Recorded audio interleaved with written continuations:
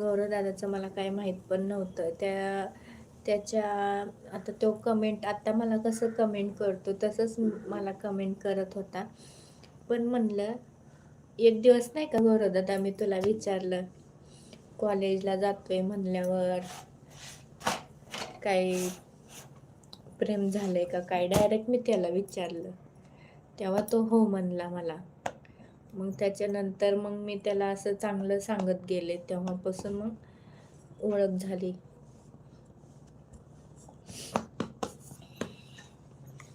आणि तुला आतापर्यंत मी चांगलं सांगत आले का नाही गौरवदादा?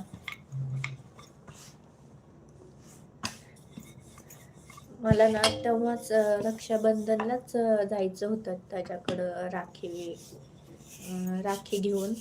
पण काही कारणामुळे मला नाही जाता आलं त्याच्याकडं.